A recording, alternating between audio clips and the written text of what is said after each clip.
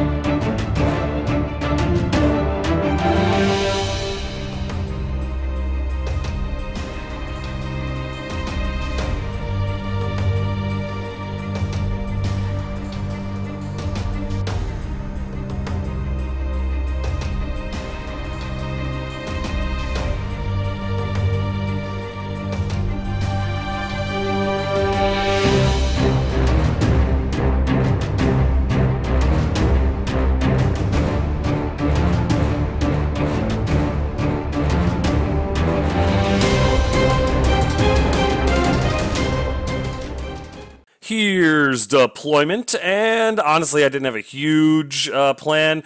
It was mass in the center, mass on the left, and just some flankers on the right, and run across and beat the hell out of these weedy little bastards as quick as possible. You know, no real plan. I'm not very good at the game. Orcs really don't seem to match my play style, but it's what I got until I get my next army up and running, which is coming. And so I take on the left side there, I've got my 2 units of trolls with my flagger and a unit of orklings just as some chaff, and they're going to shoot up the middle there and hopefully deal with all that stuff, and then march around to the right and try to help out my main line, which is my big horde brick of axe with a God Speaker behind them, the war drums back behind them, just to give everyone some support. I've got my Inspiring God Speaker right behind my Morax Regiment. In front of them is a unit of orklings as chaff. And then kind of right next to them is another unit of Orklings with the Siegebreakers and the Red Goblin Blaster in the forest. They're going to fire forward, and hopefully I can get my Goblin Blaster thing into those bolt throwers up top there, because I'm afraid of those. Next on the far right, or last anyway, on the right, I have my Boar Riders, and they're going to shoot up the right flank there and try to kill as many elves as they can before they get smoked. That's really it. My plan is to try to take out as many of these weedy bastards as I can before he tables me. And I'm excited to get it on. Here's top of one after movement, and I got to go first, so I did. I fired forward in the middle there. Pretty much everything marched at least 10 inches just to try to get up there as quick as I can. I left the Red Goblin Blaster behind the hill because I didn't want his bolt throwers shooting at him, but everything else is just wide open, ready for whatever he can throw at him. I think there's a lot of archers in those bricks up front there, so yeah, I plan on losing some units, but whatever, it's going to happen regardless. I'm playing Orcs. On the right side there, the Gore Riders, they fire forward. I'm not concerned about his little 5-man brick of cav. I don't know exactly what they do. I don't know if they're shooty or lancy or a combination, but I'm hoping and praying that my Gore Riders can handle a charge from them, because if 5 can take 10 on a charge that simply, I need to rethink this whole army. On the left side there, the trolls come up a little bit more conservatively. I send the Orclings up to try to pull a charge, and the trolls hold back to countercharge that. I don't know exactly how fast these guys move, but I assume it's not faster than 6, so I kind of back off a little bit, and I'm waiting to see what my opponent does. The flagger just kind of keeps up with the rest of them, just because, you know, inspiring is inspiring, and that's it for my movement. There's nothing else that happens in my turn because I don't have any shooting and none of my magic is in range, so we go to bottom of one after movement. Well, my opponent comes forward. His dragon flies 20 inches over to look at my axe unit, and that's going to be bad. He's going to breathe hot death all over them. What he didn't notice, and yes, it probably has something to do with the round base as opposed to the square base it should be on, and we talked about it, but my trolls can see his dragon where they're at, and that would be the rear of the dragon. So it's not looking too good for the dragon on my turn. Again, this is his intro game, and I'm clubbing baby seals. He said, come at me, bro. I'm going to come at my bro. On the left there, he did not take the bait of the Orclings, but he sets his stuff up in order to charge or countercharge or whatever the hell he's going to do. So again, just kind of feeling out the game, figuring out how it all works and everything like that. But again, it's a baby seal game, and he told me to club him, so I'm trying to do that. In the middle there, though, the bulk of his force stayed put. Most of that is archers. The bolt thrower is obvious, the caster in the middle there, and the 3 bricks of just archers. He did send that 5-man brick of cavalry into the little gap between the blaster and the Morax. Or I'm sorry, the Gore Riders. And he's probably going to shoot at, I figure at this point he's going to shoot at the blaster and try to explode it and cause a bunch of damage to my unit. Not a terrible idea, but interested to see how it goes. But that's it for his movement. We go into the Elves' magical shooting phase, and one of the bricks, I believe the one on the left, fires at my axe horde and does 2 wounds to the unit. Not bad, all things considered. Then I believe his 2 bolt throwers fire into the unit as well, doing 3 wounds. I got lucky there. That could have actually been a lot worse. Then his dragon opens up with his breath weapon attack and does a solid 4 wounds. Again, I'm lucky his dice aren't exactly rolling out of the box, but yeah, they're starting to stack up, and I've seen my orcs crumble from a lot less. And then the other 2 units fire off with their arrows and do another solid 4 wounds for a total of 4, 8, 12, 13 wounds on a 2022, but it's actually 22-24 thanks to the war drums. And because of the war drums, I'm fine. He rolls a 21. They would have been wavered otherwise. Luckily, I'm okay, and they can move along. But, golly, that was way too close. That brings us over to top of 2 after movement, and as you can see in the center, I come flying forward hard, fast, and in a hurry. No real desire to deal with the dragon or the shooting anymore. I know my axe unit is probably gone at the end of this turn if he continues shooting at him the way he has, but I'll take what I can get. Nothing was in range. The Gore Riders run up to try to get a hold of his bolt throwers, and everything else just moves forward. His little cavalry unit, whatever they fired at, they weren't able to harm. Again, his dice were on my team. My trolls who were able to see the dragon, probably because of the base that he used. If he had it on the proper base, yeah, I wouldn't have been able to see him. But live and learn. It's what we decided to play with. So my trolls do charge the rear of his dragon, and with triple attacks, that's going to be rough for him. My other unit of trolls is in range of the infantry in the forest there. The naiads or something. I'm not really sure exactly what they are. But yeah, hopefully they're going to beat the ever-living crap out of them. And just to get them out of the way, the Orclings charge charge the Treekin, or whatever they are, in the left side middle there, and the hope there is to put some damage on them before they get run down. Orclings are actually a lot tougher than I give them credit for. I use them as a speed bump because they're cheap, but with, what, 10, 12 attacks, whatever the hell they have, they're not terrible. And with Vicious, that's just hilarious. They're better than a lot of Orcs. So anyway, the Flagger and the units all just kind of keep up, and that's it for movement. In the magic phase, my God Speaker uses heal on the Axe Horde and is able to heal 3 of their wounds, which is really, really good. And then my second God Speaker does the same thing on that unit and is able to heal another 3 wounds off of them, which, taking 6 wounds off the unit, that's massive. I'm very pleased. And then we jump into combat. My Orclings attack, I believe these are Treekin. I'm not 100% on that, I don't remember. But, lo and behold, they're able to slip 3 wounds through on the unit, and that's awesome. The results of this combat, though, they're fine. They don't even waver, and the Orclings back off an inch. The revenge that those things are going to take on the Orclings is going to be painful. Over here, my Trolls, not overly impressive. Not overly impressive at all, actually. These are the Dwarven Trolls. They only do 6 wounds to this unit. Dice Gods just weren't on my team this turn, and while 6 isn't terrible, I was hoping for at least 10. The results, though, they are wavered. They're not routed, but I do waver them. They're not going to be able to countercharge next turn. I back off an inch, but that's not terrible. Had I gotten the 10 wounds that I wanted, they'd have been off the table, but beggars can't be choosers. I guess I should just be happy that I won this fight. This one is rough, though. With triple the amount of attacks, they're able to do 24 wounds to this dragon character. Again, I'm well aware that it was probably because of the base size being improper and everything else, but it was what we decided to play with. It's not a huge big deal. We're only playing for $4 grand, and he told me to come at him, bro. And if nothing else, right after this game, he yanked this dragon off of that base. So, see, it was motivation. My Trolls rout the dragon no problem, and then turn around to face where the Orclings are about to get punished by the Treekin. I figure after the Orclings die, the Trolls can try to go over there and capitalize on what the Orclings started. That's it for combat, so here's bottom of 2 after movement, and here they come. So, the Treekin things that the Orclings were fighting throw me for a loop. They do a 90-degree turn and march away. In return, the Tree Herder, I believe it is, charges into the Orclings, and I'm curious about what's going to happen there. Other than that, though, nothing else charges. He doesn't really have a chargey army. The cavalry archer guys, shooter guys, they come over to probably harass my casters and characters, and that makes a lot of sense. The stuff in the center stays still, and that's it for movement. In the shooting phase, his bolt throwers put another 3 wounds on the Horde regiment, the Axe regiment, Axe Horde. Duh. Sorry, I'm still learning all the terminology. And yeah, it puts half the wounds on that I healed last turn, so I can't really complain about that. They're up to 10 now. The archers in the left brick there open up on Axe Horde again and do another 2 wounds to him. You got to respect the consistency. And then here, if I'm not mistaken, his caster fires a lightning bolt into him and does a single wound. Again, the dice aren't exactly rolling out of the box for him this game. In shooting over here, he's able to put 3 wounds through on my God Speaker, and that sucks.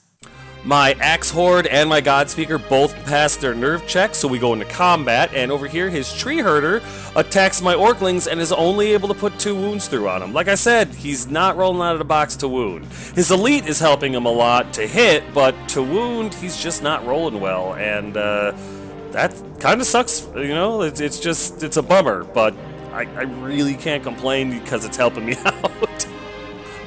My Orclings do become wavered because of the pummeling they took. Apparently the 2 wounds they took happened to the guy that was the morale of the unit. He backs off an inch, but I'm not going to be able to do anything offensive with these guys next turn. That does it for that round of combat, so here's top of 3 after movement. Left to right, my trolls charge the naiads again, determined to take them off the table this turn. My other unit of trolls moves up to back up the orclings, who I'm pretty sure are going to get knocked off the table next turn. The flagger moves up to just give his inspiring to all 3 units, because hey, if the orclings can hold them there for a little while, so be it. In the middle, the axe horde kind of moves to accept the charge from the treekin that they feel is coming next turn. The orclings both charge the unit of archers on the right there, and both obviously make it. The Gore Riders slam into one of the bolt throwers, and I feel pretty good about that. And then I bring my Red Blaster and my Siege Breakers up. Maybe I should have sent them back for something, but I ended up, I think, turning the War Drums and both God Speakers towards the Archer unit, the calved Archer unit in my rear there, and I'm hoping to fireball them off the table. We'll see. And the War Drum just turned around. He can still affect everything with his aura, and if I can charge, or if I have to charge the cavalry next turn, I will. That's it for movement. In the magic shooting phase, my flagger has the healing charm, and he is able to heal 1 wound off the orclings. He really didn't have anything else to do, so why not, right? My God Speaker with the Inspiring Talisman hits this unit right here with Fireball and is only able to put 2 wounds through on him, so more like a Fire Flick or something like that. Not much of a ball. My other God Speaker does the same thing, and with his Fire Flick, he does exactly 2 wounds. So at least the God Speakers are the exact same level of incompetence. Thanks to the 4-banger of Fireball, though, they are disordered or wavered or whatever you want to call it. So at least I don't have to worry about them charging me next turn. That's it for magic. So here's the combat phase, and my Gore Riders slammed into the bolt thrower. They're able to do 7 wounds to the bolt thrower, which made me feel really good. The resulting nerve test caused that unit to rout, and then I overran with my guys an inch away from the bolt thrower. Cannot wait to get a hold of the other one. Elves are dying. It's a good game. My Orcling units, both of them, attack this unit of Elven Archers. I'm not exactly sure what kind they are. And between them, they're able to do 5 wounds, which, all things considered, I couldn't be happier. The unit passes its nerve check no problem, though, and my Orclings back up an inch. So, I mean, they're disordered a little bit. They're going to take some negatives to shooting, but, well, they're elves, they're elite. They're probably still going to shoot the hell out of me. In round 2 of this combat, my trolls beat on the naiads and do 6 wounds to the unit once again. Consistency, it's something that I can at least rely on, but I really wish these guys would do a little bit more. I roll low for the nerve test, and they're wavered again, so they're not going to countercharge me, but it's just getting a little frustrating. I would like this unit to be gone already. My trolls need to be elsewhere on the table. I guess I shouldn't complain. I'm not off the table, and I'm beating this unit down pretty good, but I don't know. I'm a whiny person by nature. Still, thrilled to see that they're wavered. That brings us to a bottom of 3 after movement, because my combat for that turn was all worn out. So, yeah, it's more the same. The naiads on the left flank there, they back up. They're allowed to do that, so they back up a little bit. He was trying to get into the forest so that I would be hindered if I charged him, which is not a bad idea at all. His tree herder slams back into my wavered orclings, going to try to take them out because he doesn't like them, and I totally understand that. His treekin charged my bleeding unit of axe, so that could be really bad. His cav just kind of sit there. They don't do anything. Honestly, I think he forgot about them. And his unit of Palace Guard or something like that charge one of the unit of Orclings that charges archers last turn. Other than that, the other 2 units of archers don't do anything. They stay put, and his caster backs off behind the archers to throw a lightning bolt at something, but has no intention of getting involved in this fight. That's pretty much it for his movement. In the magical shooting phase, his caster, his wizard, fires a lightning bolt at my Morax regiment and puts 2 wounds on him, which, hey, it's got to start somewhere. Either his bolt thrower or his unit of archers, I think it's his bolt thrower, fires at my Morax regiment, hits with all of its shots, and does 4 wounds to the unit, which, wow, that sucked. His Cav Archers, I believe, fire at my God Speaker again and does 2 wounds to... No, I'm sorry. His Caster fires a Lightning Bolt at my God Speaker, doing another 2 wounds to him. It was the unit on the left there with the green border. They're the ones that fired into my Morax regiment and did 2 wounds to them. I apologize. But yes, you see the lane right there in between the Axe and the Morax where the Caster is, straight to my God Speaker? I didn't see that. I didn't see that at all. It was a great eye by my opponent, and he tosses a lightning bolt into the back of the head of my God Speaker. That's gonna suck. Mostly thanks to the War Drum, I pass all my nerve checks, and then we go into combat. And this unit of, I think they're Palace Guard, I could be wrong, very good chance that I am. But anyway, this unit of elves with big old choppy bits, take them and put them into the soft parts of my Orclings and do a total of 12 wounds to that unit. Not looking good for that unit of Orclings. Yeah, just like I figured, they broke. They take their nerve check after getting that pummeling, and they are destroyed. The elves rejoice, and that doesn't make me happy. For its follow-up movement, the elf unit backs up D3 inches, and I think backs up a full 3. In combat over here, the Flub Gods really curse my opponent's dice, and in total, he's able to do 4 wounds to my Axe Horde. They have a lot of wounds on them, so there's still a very good chance they're not going to be there next turn. However, only 4 wounds, I have a chance. My War Drums are right there. Apparently those 4 wounds were the breaking point because my Axe Horde flees and is gone. That is super bad. Good on my opponent, though. They flip around to face my Morax unit, ready to either take the charge or charge next turn. This could be really bad. The tree herder that slammed into my orcs last turn came back and put, I think, 3 more wounds onto this unit. 4 more wounds on this unit because they healed 1. And so they're back up to 5. They're only at 10-12, so there's a very good chance they're gone this turn. But no, they surprise me again. He rolls a 5. There's, I get a 10, and yeah, they stick. They're wavered, but he backs off an inch, and we are at a stalemate. A lot of stubborn units on this side of the table that just won't break. So that brings us over here to top of 4 after movement, and my trolls on the left flank go in again. The flagger backs off a little bit because I don't want to get charged. The orclings pretty much stay right where they are because they're wavered. The other unit of trolls backs up to the orclings to try to support them because I can't imagine they're going to be able to take a 3rd attack. My Morax regiment is not in range to do anything about the treekin. They're too far away and can't charge anything else, so I'm just SOL. So they actually back up just an inch or so. The siege breakers, they kind of position themselves to charge the elves next turn because my red goblin blaster moves in to blow up the 2 units of elves. Maybe I can waver them, maybe I can disorient them, maybe I can rout them. We'll see. Depends how much damage I'm able to do with them. Meanwhile, my Gore Riders charge and slam into the Bolt Thrower. Yes, I'm going to be hindered just like last time, but that's perfectly fine.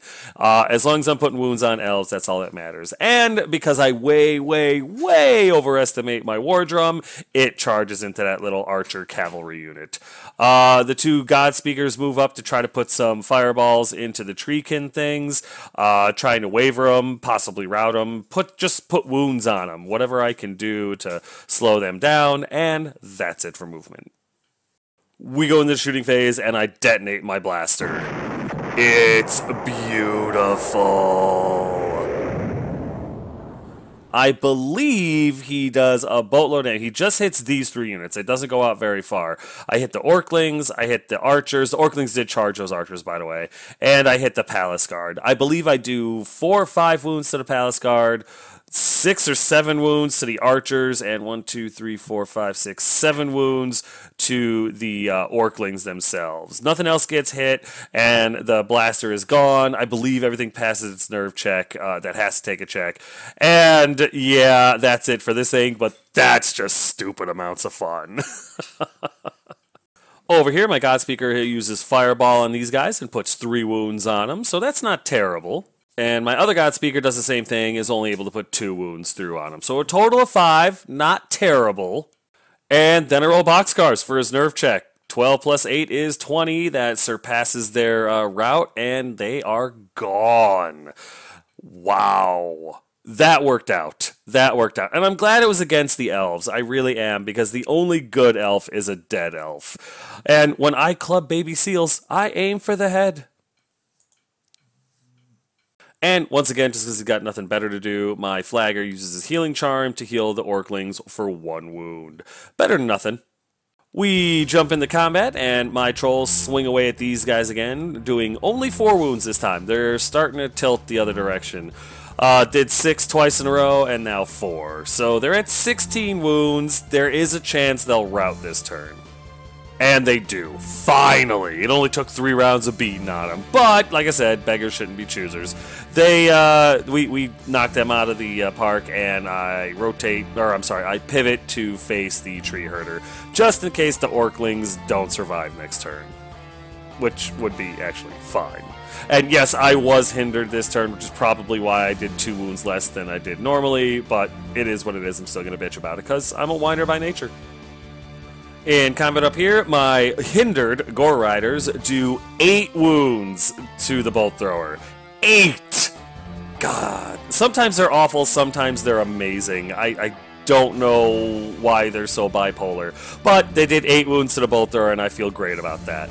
The Bolt Thrower routes, and my Gore Riders choose to just pivot to face better the archers in front of them. They couldn't overrun into them or anything like that, but they're ready just in case my Orclings get pulverized next turn. My Orclings swing away at the Elven archers, who have taken a considerable amount of wounds now, and put 3 more on them. These guys are consistently good, considering they need 5s to hit. And wouldn't you know it, the resulting nerve test sees the archer unit removed from the table. They routed them. Those 3 wounds put them over the top. It was incredible. I turned them to face the Palace Guard guys, because why not, right? Oh, man, if wonders never cease, right? Over here, my legendary war drums attack these archers and do a single wound to them, because they only get 3 attacks. The fact that they wounded at all was pretty impressive. That single wound wasn't enough to push them over their threshold. They are perfectly fine. The war drums back off an inch and reevaluate their decision-making abilities. That would have been cool if they had broke them, though. With that, we go over here to bottom of 4 after movement, and the tree herder has had enough. It turns around and runs away from the orclings to come over and mess with my god speakers. The archer unit, I think, stays right where it is in the middle there, with the caster just kind of backing him up, and I believe his palace guard go into my siege breakers. Meanwhile, his cavalry at the bottom there charge into the war drums, figuring it's an easy win, and I don't blame him, and I'm pretty sure that's it for his movement. In the shooting phase, his big old brick of archers fire at my god speaker that has 5 wounds on him. They're put 4 more on him. That's probably going to do him. And it would have, had my opponent not rolled snake eyes. So the god speaker's still on the table. Let's hear it for the dice gods, choosing orcs over elves. His mage fires a lightning bolt into my Morax regiment, putting 3 wounds onto them, which is not good. And sure enough, they fail their nerve check and run home. Ugh, I hate the nerve scores for orcs. They're so low. But yeah, 3, 6, 9 wounds, and they're off the table. What can you do? That brings us into combat, and thank the gods old and new, thanks to Big Shield, my siege breakers only take 2 wounds. Had this been an orc unit, I would have taken 20. The 2 wounds isn't enough to do anything to us, and the Palace Guard guys back up an inch. Should be a good counter charge next turn. Over here, his cav are able to put 2 wounds on my war drums, which is twice as many as I was able to put onto them with the war drums. And just like them, the war drums are unfazed by the damage, and the cav have to back up an inch. I'm debating on countercharging or not. We'll see. With the end of combat, here we are in top of 5 after movement, and I decide I'm not going to charge. Well, from left to right anyway.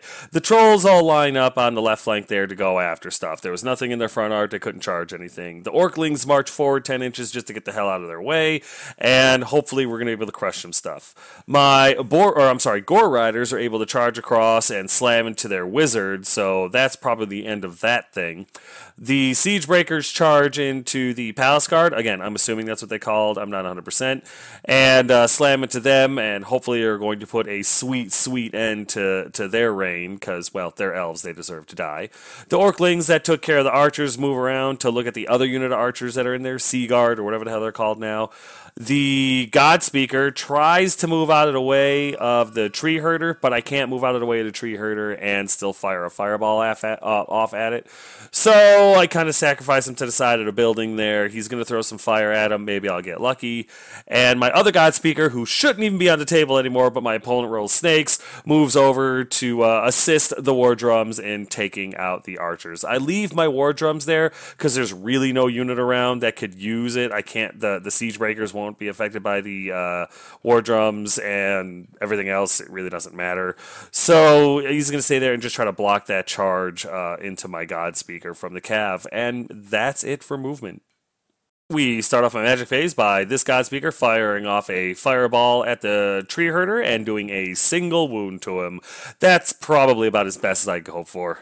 That brings us into combat. Tree Herder was fine, the fireball did nothing, the rest of my magic did nothing as well, including the God Speaker that fired at the Cav. However, the Siege Breakers beating on these elves are able to do 10 wounds to them. Yes, the Ogres are much better fighters than the Orcs. 10 wounds, which brings that unit to a total of 15, I believe, and sees the Elves routed off the table. The Siege Breakers are awesome. The Gore Riders are able to put 6 wounds, I believe, on their little mage caster guy, which should be enough to remove its head from the rest of its body, because, let's face it, that's the way all elves should be built. And it is. The Gore Riders are able to obliterate him, and because he was an individual, I was able to overrun and slam into this unit of archers. In the flank, no less. Yeah, first time I've ever seen that rule actually work out for me. So, again, clubbing baby seals, well aware, but he told me to come at him, and I'm just being the friend that he wants me to be. Yeah, I don't have a lot of friends. I never could figure out why. The resulting combat here, because my attacks are doubled, the Gore Riders are able to do 16 wounds to these guys, which is incredibly impressive. 16 wounds should be enough to finish this unit off, and lo and behold, it is. The Gore Riders have earned their food today. What was it? 2 bolt throwers, mage, and now a unit of archers. Yeah. Again, my opponent, it's like one of his first games. He's not really sure about the rules. We're checking the book a lot. He told me to come at him. I didn't want to. I wanted it to be a training game, but he was like, screw that, come at me, bro. So I did. And this is what you get. This is what you get. This is what you get, Immortan So. With that over, here's bottom of 5 after movement. Not a ton of movement. His Tree Herder does take the God Speaker that I couldn't get out of his charger. I can still fire a fireball at. A sacrifice play. What could you do?